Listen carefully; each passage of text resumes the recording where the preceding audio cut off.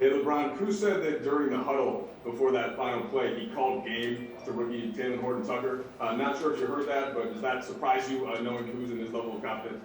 No, I didn't hear it, but it doesn't surprise me at all.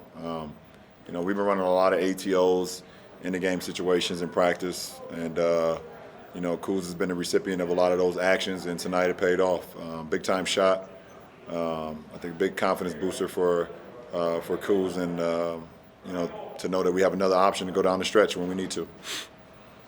You've said throughout the year that you've got confidence in Kuz and what his role in on this team has evolved. What have you made of this play in the bubble, and how do you think that could have changed things, if at all, as you guys get into the postseason game? I think the best thing about the time that we had off is Kuz got an opportunity to get healthy.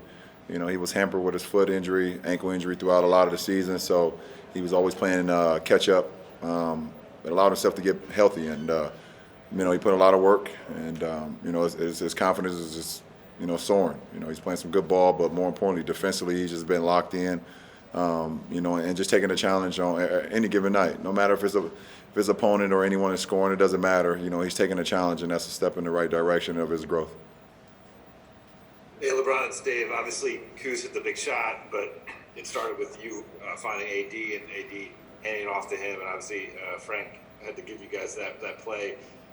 What have you seen from Frank in terms of his playbook and the technical stuff that he's given you to work with, and the stuff that maybe you'll be able to go even deeper into the playbook in the playoffs with?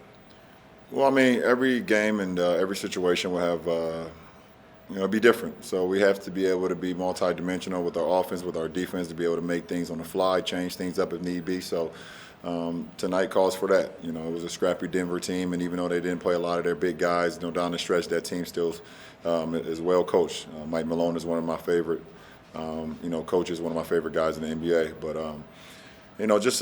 to have that playbook, that arsenal, that array of plays that we know we can go to late in the game, it works well for our team, and that's why we practice it. That's why we talk about it, and that's where you go over it, so you can have it engulfed in your mind to when that situation arises, and you're able to just fall back on the training that you had with it. Taylor?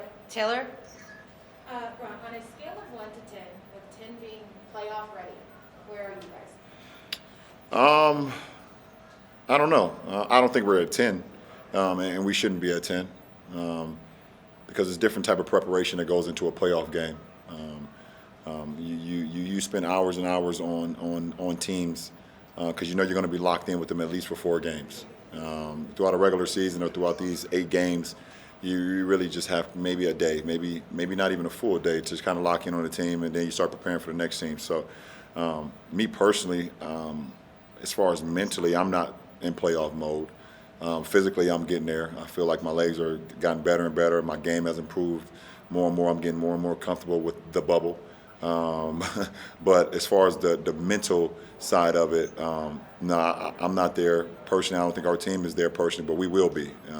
It's a different type of mindset that you have to be in, and but you don't want to jump into it before you actually get there, because it takes a lot of energy, a lot of effort. So how do you get there? Well, I mean, once we know who we're playing, obviously we're going to wait on that and see what happens. Then you start to lock in on your opponent.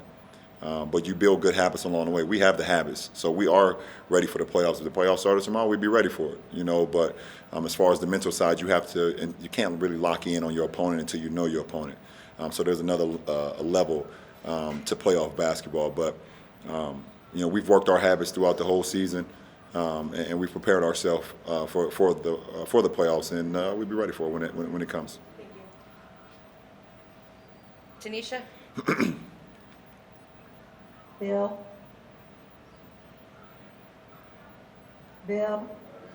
Bill sleep. All right, then we're going to jump back and take Tanya on this end. Tanya? So Allie Clifton back there asked Cruz about I think the ball was near him. She asked him about shooting over him, and Cruz said, "I think Jesus could be in front of me and I'll still shoot." Is that the Cruz meaning? Do I have to answer that question? Kuz is a confident kid, confident young man, and I'm happy to have him on our side. You have that confidence, and and he goes out and just plays. He's worked a lot, like I said. He's still young, and it's crazy. He's only in his third year, but he's gotten better. His game is starting to slow down. He's starting to see the game at a pace which works not only for himself but works for our team. But confident player, and you got to have confidence to be able to take a shot like that and make it. He's always had that confidence. Is he starting to earn your confidence? Not just yours, but his teammates' confidence? No, he's our. He's in order for us to win a championship, he has to be our third best player.